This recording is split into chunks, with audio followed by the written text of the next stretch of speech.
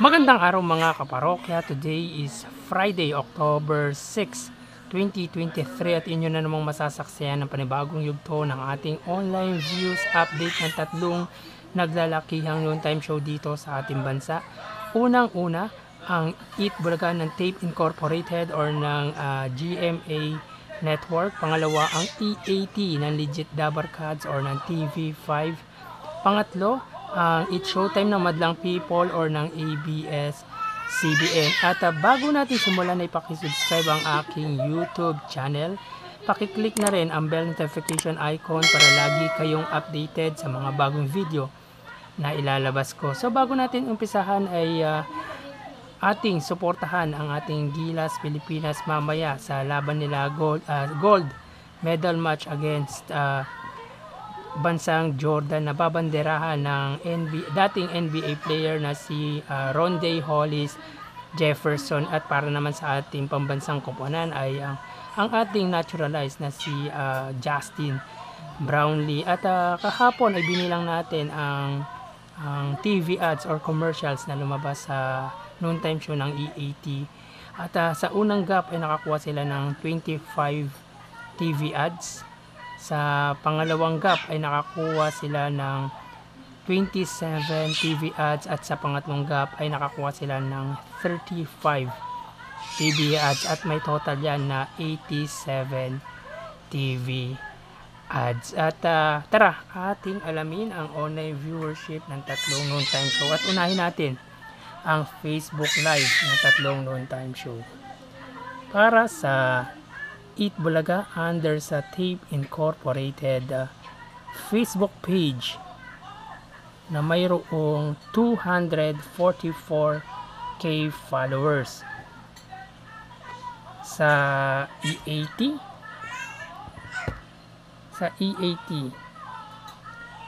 under sa TVJ YouTube Facebook page na may 1.6 million followers at sa It's Showtime na may 16 million followers. As of 1:09, ang It's Showtime ay may kasalukuyang segment na Mini Miss You. Ang EAT ay may kasalukuyang segment na Gimme 5 at ang Eat Bulaga ay may segment na parang may nagpe-perform. So unahin na natin ang live viewership ng tatlong noon time show. Para sa It's Showtime, sila ay may 4.2k live viewers, samantalang ang EAT ay may 11k live viewers. At ang Eat Bulaga ay kasalukuyang naka-break, commercial break, ay mayroong 424 live viewers. So again, ating ulitin, ang Eat Bulaga ay may 412 live viewers, ang EAT ay may 12k live viewers, samantalang ang Eat Showtime ay may 4.2k live viewers. So punta naman tayo sa YouTube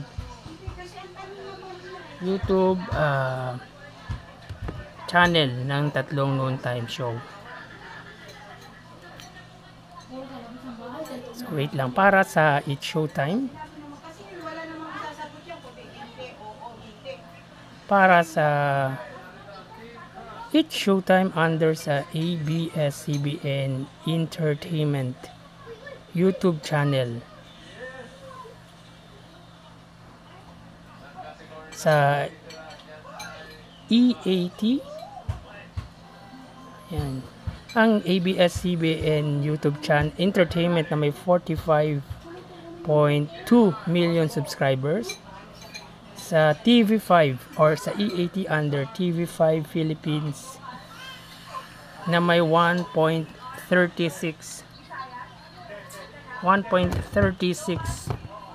million subscribers. Yan. Para sa It's Showtime ay mayroong 80k live viewers, samantalang ang EAT ay may 69k live viewers. As of 1:12 ng hapon po yan. Ulitin po natin. Para sa It's Showtime ay may 80k live viewers at ang EAT ay may 69k live viewers. So tignan naman natin yun sa Itbulaga. Sa nakikita niyo po ay may 1.7. Yan. 1.7 watching. So tingnan natin yung isang YouTube channel ng Tatlong Noontime Show. Para sa ABS-CBN sa ABS-CBN It's Showtime. Yan, na may 1.89 million subscribers. Sa EAT under sa TVJ YouTube channel na may 627k ay may kasalukuyang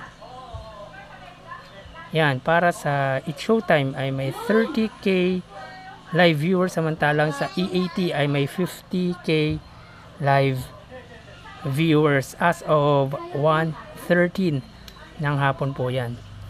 Tingnan naman natin ang sa Itbulaga. Sa Itbulaga na mayroong 5.28 million subscribers ay may kasalukuyang 1.7k live viewers as of 1:13. Yan. Again, ang Itbulaga ay may 1.7k live viewers, samantalang ang EAT ay may 50k live viewers at ang It's Showtime ay may 30k live viewers. So yan po ang kanilang online viewership sa oras na ito, 1:14 PM. At mamaya ay tingnan natin kung masusundan pa po natin ang ating online views update. Muli, papaalam po muna ako.